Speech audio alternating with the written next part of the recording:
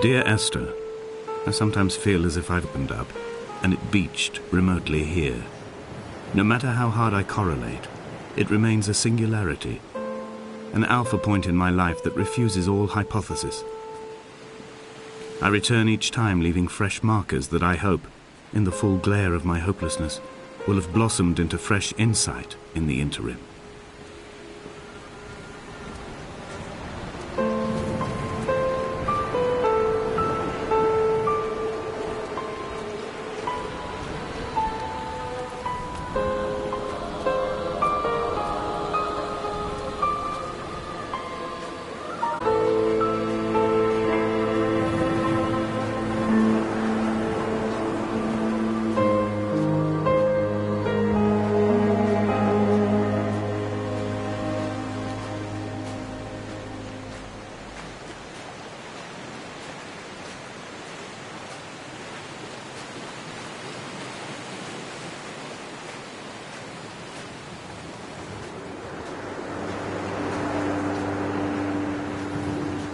When you were born, your mother told me, a hush fell over the delivery room.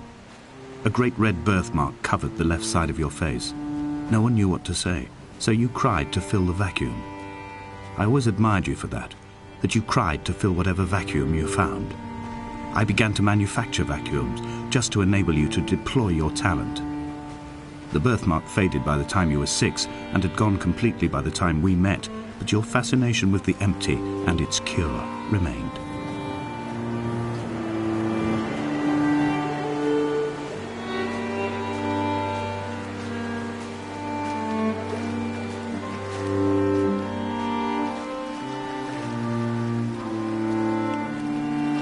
I have found the ship's manifest, crumpled and waterlogged under a stash of paint cans. It tells me that along with this present cargo, there was a large quantity of antacid yogurt bound for the European market. It must have washed out to sea. God knows there are no longer gulls or goats here to eat it.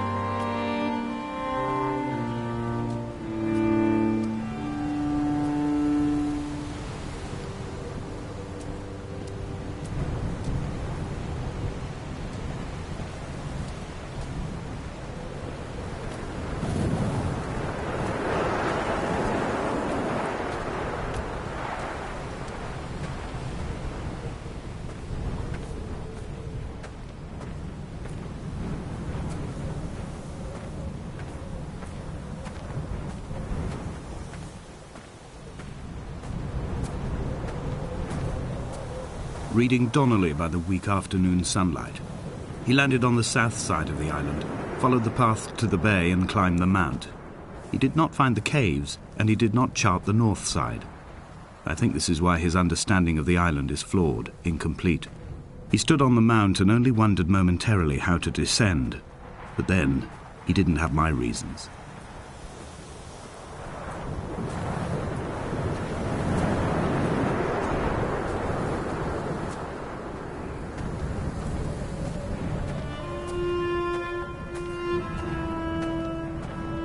When someone had died or was dying, or was so ill they gave up what little hope they could sacrifice, they cut parallel lines into the cliff, exposing the white chalk beneath. You could see them from the mainland or the fishing boats, and know to send aid or impose a cordon of protection, and wait a generation until whatever pestilence stalked the cliff paths died along with its hosts. My lines are just for this: to keep any would-be rescuers at bay. The infection is not simply of the flesh.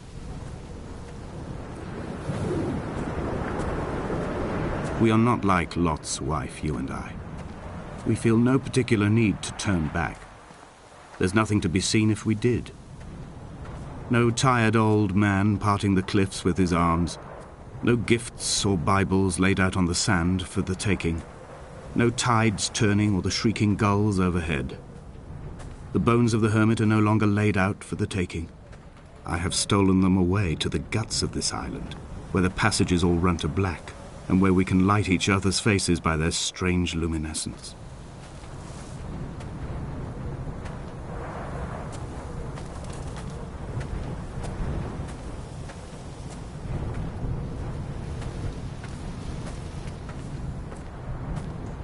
Dear Esther, I met Paul.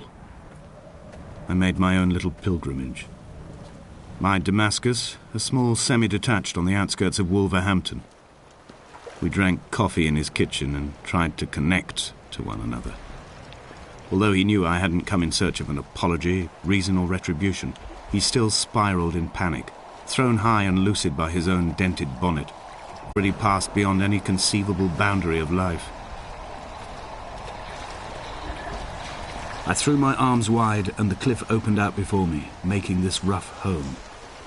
I transferred my belongings from the bothy on the mount and tried to live here instead. It was cold at night, and the sea lapped at the entrance at high tide. To climb the peak, I must first venture even deeper into the veins of the island, where the signals are blocked altogether. Only then will I understand them, when I stand on the summit and they flow into me, uncorrupted.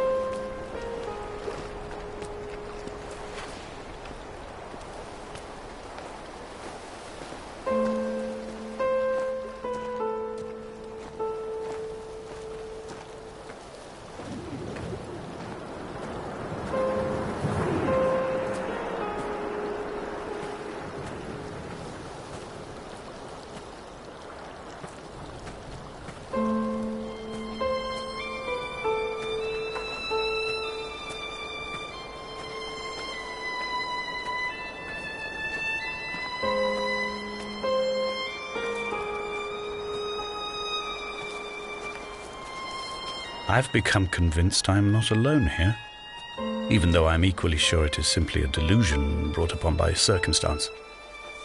I do not, for instance, remember where I found the candles, or why I took it upon myself to light such a strange pathway. Perhaps it is only for those who are bound to follow.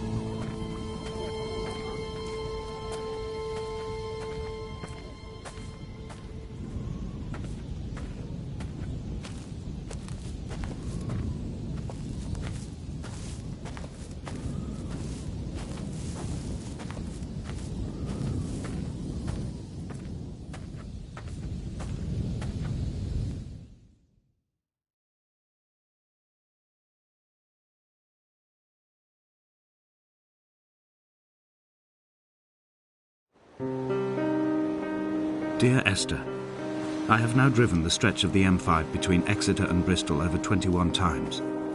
But although I have all the reports and all the witnesses, and have cross-referenced them within a millimetre using my Ordnance Survey maps, I simply cannot find the location. You'd think there would be marks to serve as some evidence. It's somewhere between the turn-off for Sanford and the welcome break services. But although I can always see it in my rear-view mirror, I have as yet been unable to pull ashore.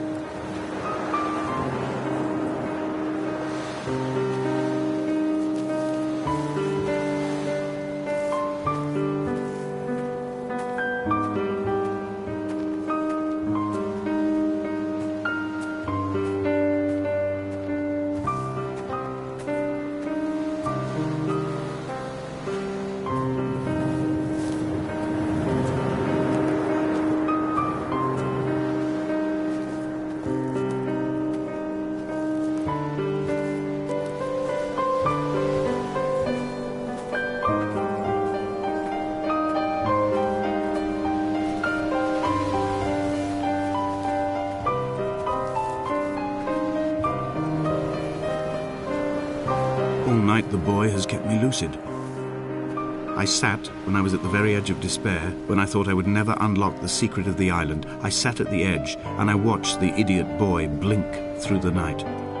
He's mute and he's retarded and he has no thought in his metal head but to blink each wave and each minute aside until the morning comes and renders him blind as well as deaf-mute. In many ways, we have much in common.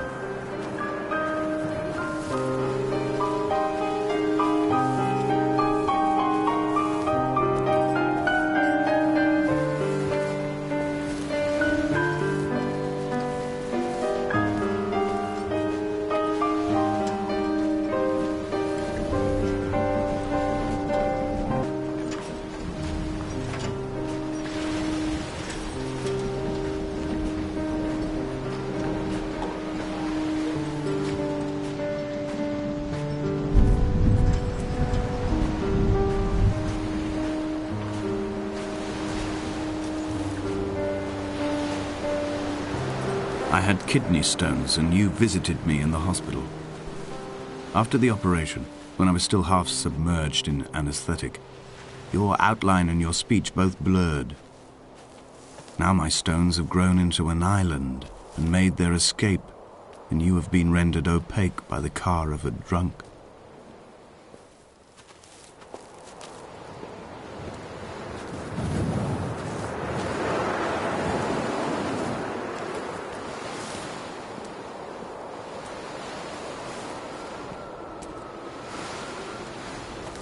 What charnel house lies at the foot of this abyss?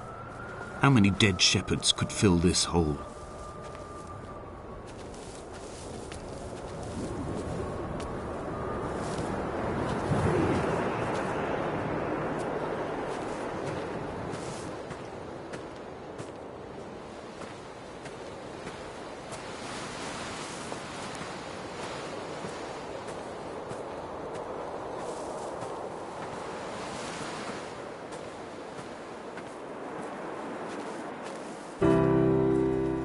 I've begun my ascent on the green slope of the western side.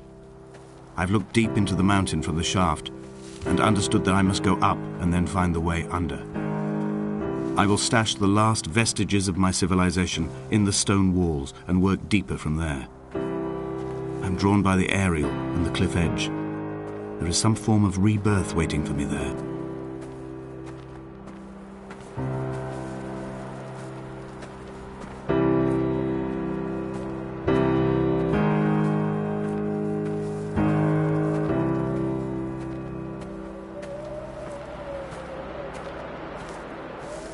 The bothy was constructed originally in the early 1700s. By then, shepherding had formalized into a career. The first habitual shepherd was a man called Jakobsen, from a lineage of migratory Scandinavians. He was not considered a man of breeding by the mainlanders. He came here every summer whilst building the bothy, hoping eventually that becoming a man of property would secure him a wife and a lineage. Donnelly records that it did not work. He caught some disease from his malcontented goats and died 2 years after completing it. There was no one to carve white lines into the cliff for him either.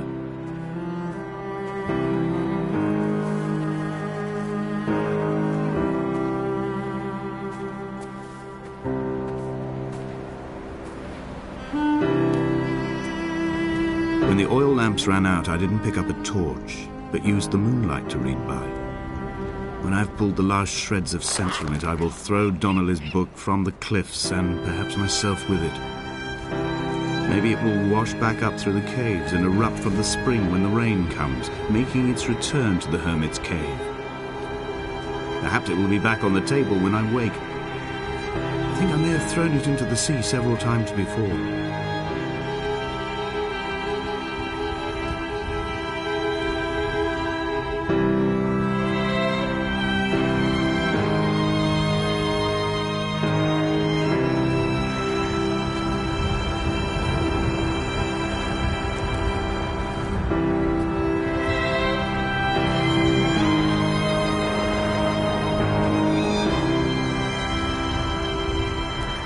What to make of Donnelly, the laudanum and the syphilis?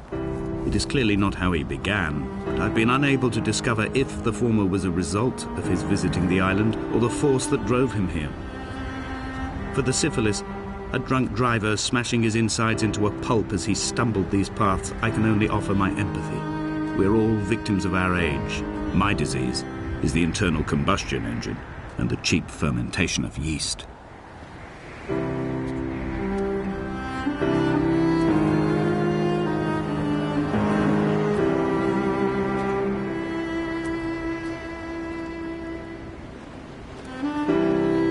They found Jakobsen in early spring.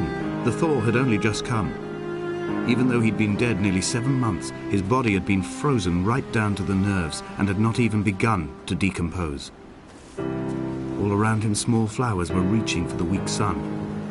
The goats had adjusted happily to life without a shepherd and were grazing freely about the valley. Donnelly reports they hurled the body in fear and disgust down the shaft, but I cannot corroborate this story.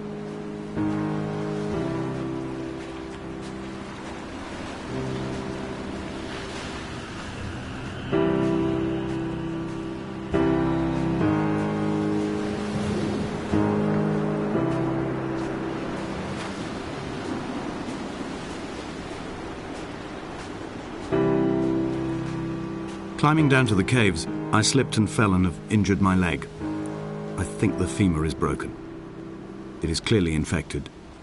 The skin has turned a bright, tight pink, and the pain is crashing in on waves, winter tides against my shoreline, drowning out the ache of my stones. I struggled back to the bothy to rest, but it has become clear that there is only one way this is likely to end. The medical supplies I looted from the trawler have suddenly found their purpose. They will keep me lucid for my final ascent.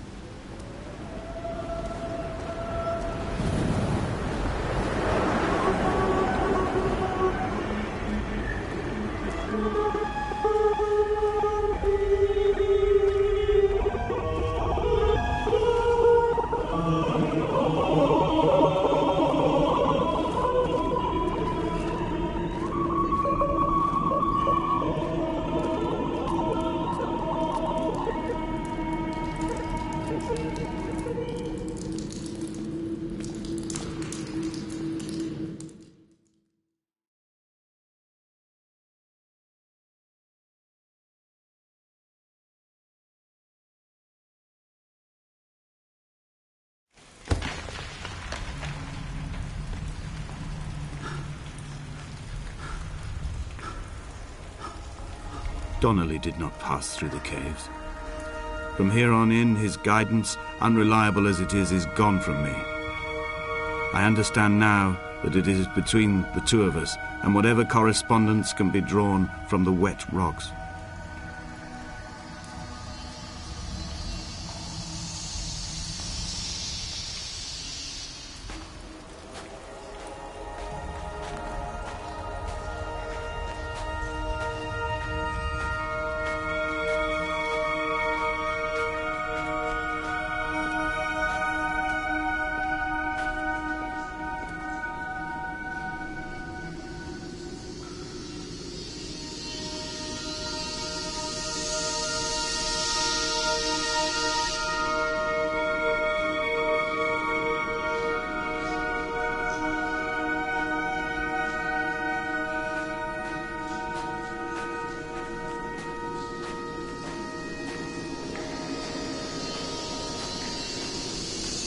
It was as if someone had taken the car and shaken it like a cocktail.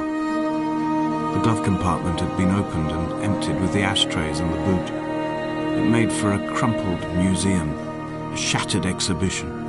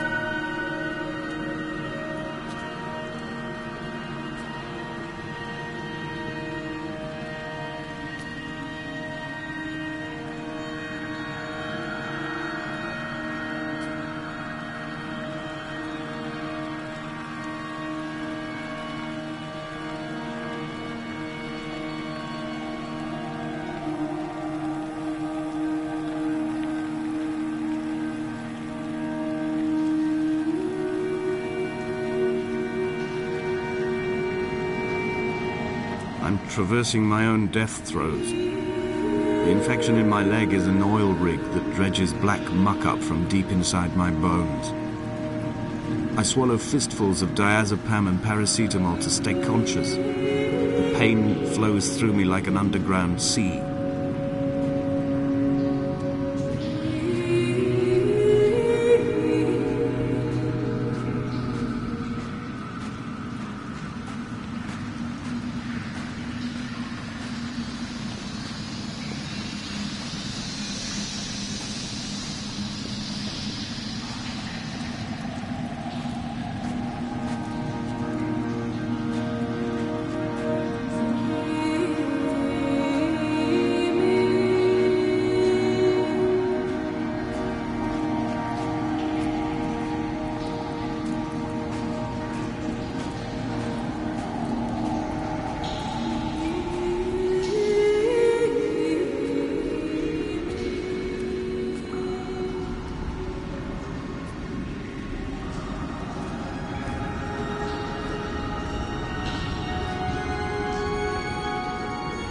This cannot be the shaft they threw the goats into.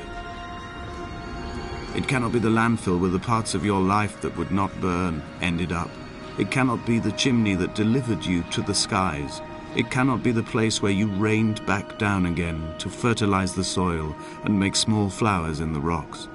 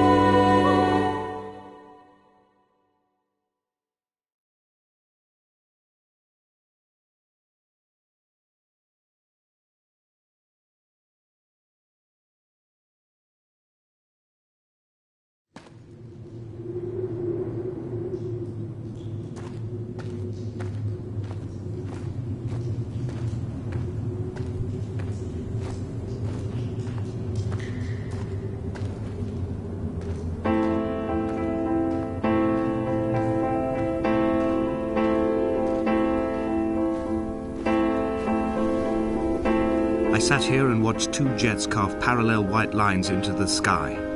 They charted their course, and I followed them for 21 minutes until they turned off near Sanford and were lost. If I were a gull, I would abandon my nest and join them. I would starve my brain of oxygen and suffer delusions of transcendence. I would tear the bottom from my boat and sail across the motorways until I reached this island once again.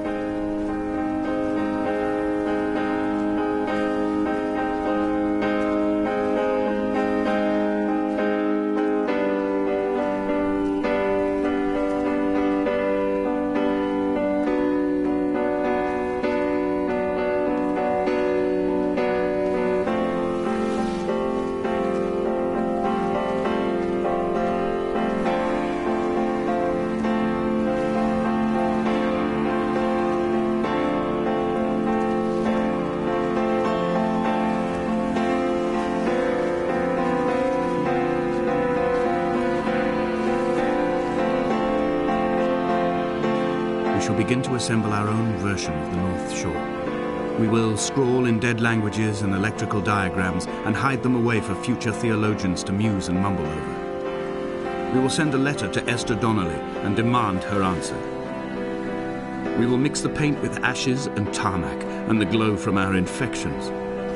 We will paint a moon over the Sanford Junction and blue lights falling like stars along the hard shoulder.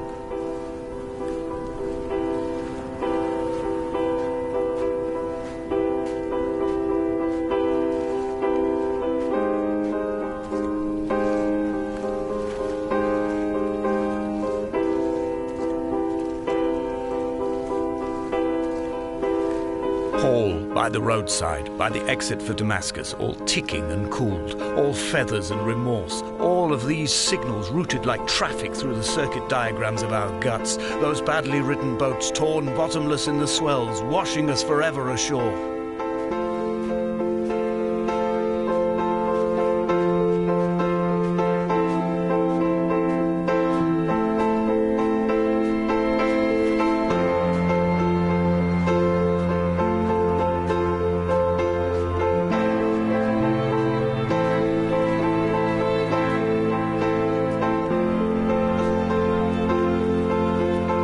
From here, I can see my armada. I collected all the letters I'd ever meant to send to you, if I'd have ever made it to the mainland, but had instead collected at the bottom of my rucksack, and I spread them out along the lost beach. Then I took each and every one, and I folded them into boats. I folded you into the creases, and then, as the sun was setting, I set the fleet to sail. Shattered into 21 pieces, I consigned you to the Atlantic, and I sat here until I'd watched all of you sink.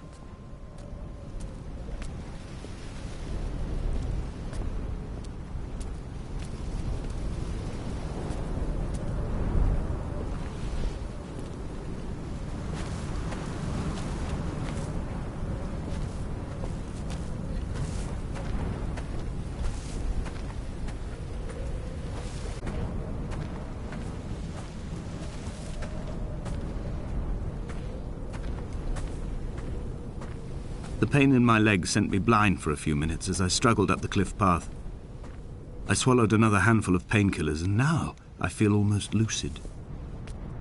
The island around me has retreated to a hazed distance, whilst the moon appears to have descended into my palm to guide me. I can see a thick black line of infection reaching for my heart from the waistband of my trousers. Through the fugue, it's all the world like the path I have cut from the lowlands towards the aerial.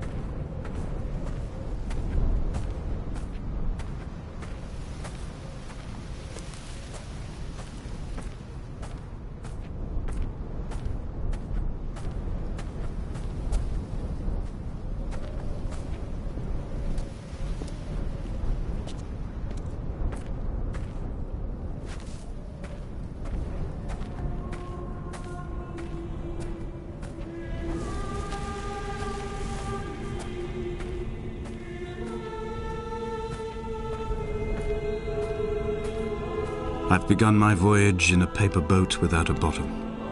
I will fly to the moon in it. I've been folded along a crease in time, a weakness in the sheet of life. Now you've settled on the opposite side of the paper to me. I can see your traces in the ink that soaks through the fibre, the pulped vegetation. When we become waterlogged and the cage disintegrates, we will intermingle. When this paper aeroplane leaves the cliff edge and carves parallel vapor trails in the dark, we will come together.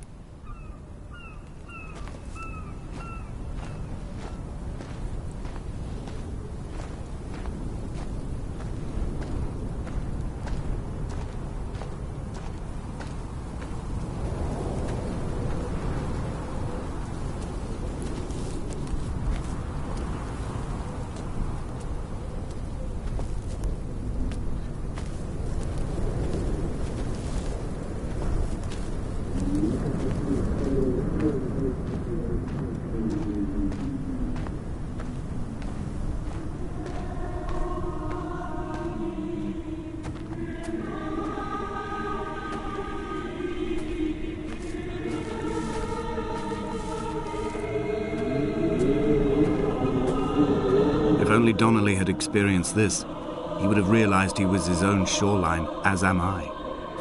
Just as I am becoming this island, so he became his syphilis, retreating into the burning synapses, the stones, the infection.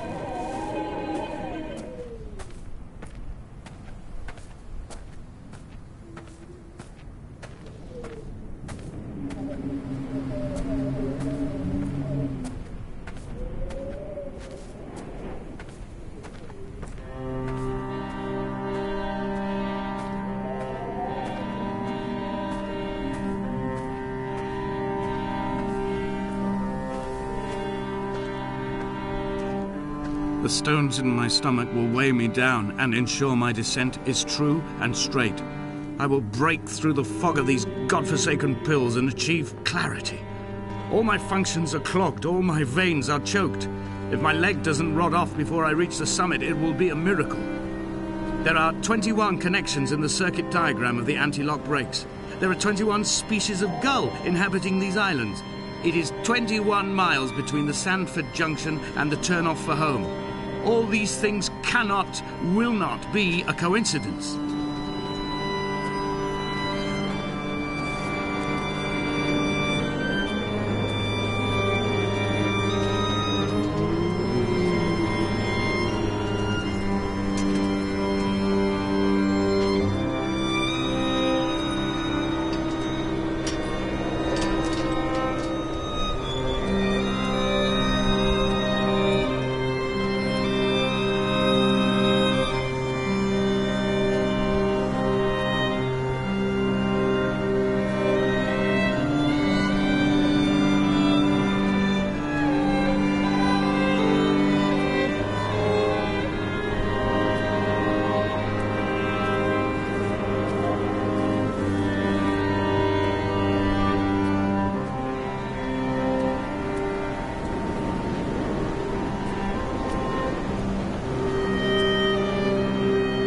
Drunk, Esther. He was not drunk at all. He had not drunk with Donnelly or Spat Jacobson back at the sea. He had not careered across the lost shores and terminal beaches of this nascent archipelago.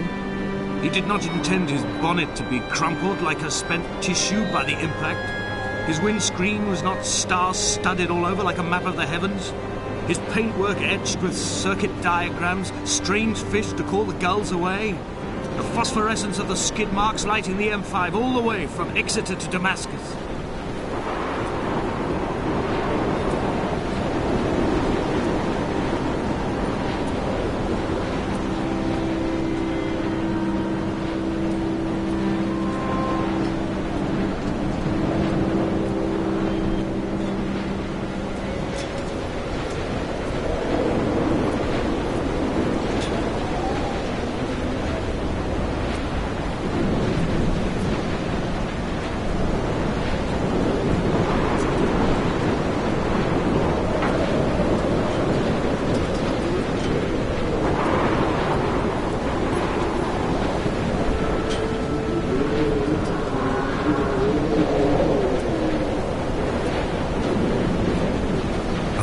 out of places to climb. I will abandon this body and take to the air.